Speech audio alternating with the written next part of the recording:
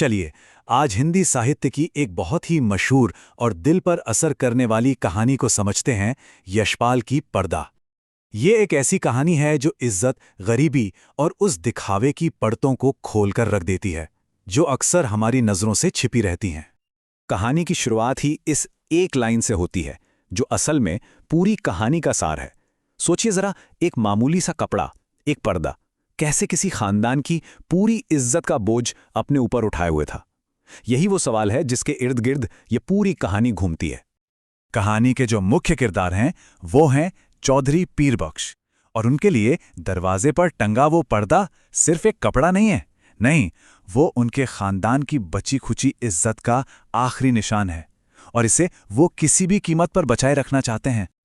और बस यहीं से कहानी का असली संघर्ष शुरू होता है। एक तरफ है बाहरी दिखावा और दूसरी तरफ घर के अंदर की हकीकत। इन दोनों के बीच की एक जबरदस्त लड़ाई। उस पर्दे के पीछे एक ऐसी सच्चाई दफन है जो अगर बाहर आ गई तो समझिए सब कुछ तबाह हो जाएगा।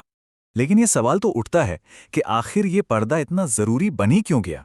इसे समझने के लिए हमें थोड़ा सा पीछे जाना होगा, पीरबख्श के परिवार के माजी में झांकना होगा। देखना होगा कि वो इस हालत तक आखिर पहुंचे कैसे। जरा इस टाइमलाइन पर गौर कीजिए। 3 पीढ़ियों में एक परिवार की आर्थिक और सामाजिक गिरावट कितनी साफ नजर आती है। दादा एक रुतबे वाले दारोगा थे, अच्छी खासी कमाई थी।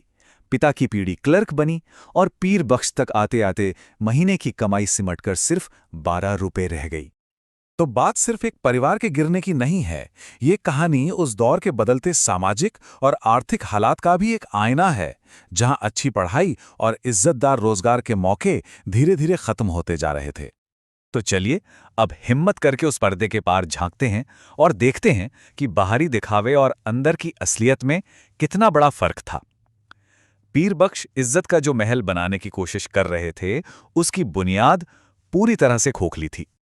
आप जरा इस सीधी तुलना को देखिए, ये कमाल की है।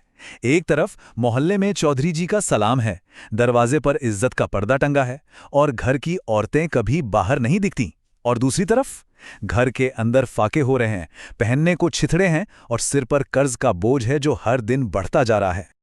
ये कुछ और ऐसी बातें हैं जो दिल दहला देती हैं। परिवार को दिन में बस एक वक्त का खाना नसीब होता था। कपड़ों की हालत इतनी खराब थी कि लेखक ने उनकी तुलना पेड़ से गिरती हुई छाल से की है। और सोचिए, जब घर का दरवाजा ही सड़कर गिर गया तो इज्जत ढकने के लिए अपनी पुश्तैनी दरी को ही पर्दा बनाना पड़ा। और यहीं से कहानी उस मोड़ पर आ जाती है जहां परिवार का अंदरूनी संघर्ष एक सार्वजनिक तमाशा बन जाता है। एक बहुत छोटी सी घटना सब कुछ हमेशा के लिए बदल देती है। सिर्फ 4 रुपए साहूकार बाबर अली खान से लिया गया ये छोटा सा कर्ज कहानी के सबसे बड़े, सबसे दर्दनाक तूफान की वजह बन जाता है।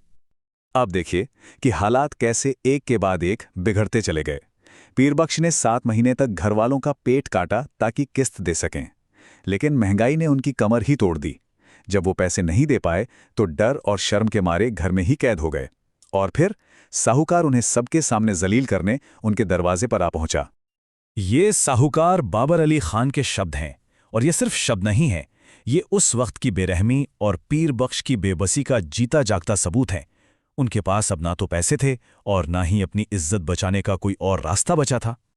इस सरेआम बेइज्जती के सामने पीरबख्श पूरी तरह से टूट गए, उनका शरीर सुन्न पड़ गया। हिम्मत ने जवाब दे दिया, वो गिड़गिड़ाने के सिवा और कुछ कर ही नहीं सकते थे। और फिर वो हुआ जिसका डर पीरबख्श को हर पल सताता था। साहूकार ने उनकी इज्जत के उस आखिरी सहारे, उस पर्दे को एक झटके में खींचकर फाड़ दिया। बस एक पल में उनकी पूरी दुनिया उजड़ गई। कहानी के सबसे अहम मोड़ के बाद अब यह समझना बहुत जरूरी है कि यह पर्दा आखिर है क्या। यह महज एक कपड़ा तो बिल्कुल नहीं था, इसके मायने बहुत ज्यादा गहरे थे। इसका पहला और सबसे बड़ा मतलब है झूठा दंभ, मतलब अपनी असली हालत को छुपाकर एक झूठी शान बनाए रखने की जिद। और यही दंभ पीरबख्श के सारे दुखों की असली जड़ था। तो ये पर्दा असल में खोखले सम्मान और सामाजिक दोहरेपन का एक प्रतीक बन जाता है। ये उस सोच को दिखाता है जहां लोग सच्चाई का सामना करने के बजाय उसे दिखावे के पीछे छिपाने में ज्यादा यकीन रखते हैं। और ये बात कितनी सही है कि जब वो पर्दा फटा तो दुनिया ने सिर्फ उनकी गरीबी नहीं देखी, बल्कि उस पर्दे के पीछे का छुपा हुआ दर्द, उस परिवार की बेबसी और उस समाज की क्रूरता, सब कुछ बेपर्दा हो गया। चलिए अब इस विश्लेषण के आखिरी हिस्से की तरफ बढ़ते हैं और देखते हैं कि इस पूरी घटना का पीरबख्श पर आखिरकार क्या असर हुआ। पर्दा फटने के सदमे से पीरबख्श बेहोश हो जाते हैं और जब उन्हें होश आता है तो वो पहले जैसे नहीं रहते। जिस झूठी इज्जत का बोझ वो सालों से ढो रहे थे वो अब खत्म हो चुका था। उनका वो भ्रम टूट चुका था, इसलिए अब दोबारा पर्दा लटकाने की शायद कोई वजह ही नहीं बची थी। और ये कहानी हमें एक बहुत बड़े सवाल के साथ छोड़ जाती है। क्या पीरबख्श का अपनी झूठी इज्जत को बचाने के लिए इतना संघर्ष करना सही था, या फिर ये उस समाज की गलती थी जिसने उन्हें ऐसा करने पर मजबूर कर दिया? देखिए, इसका कोई आसान जवाब नहीं है और शायद यही इस कहानी की सबसे बड़ी ताकत है।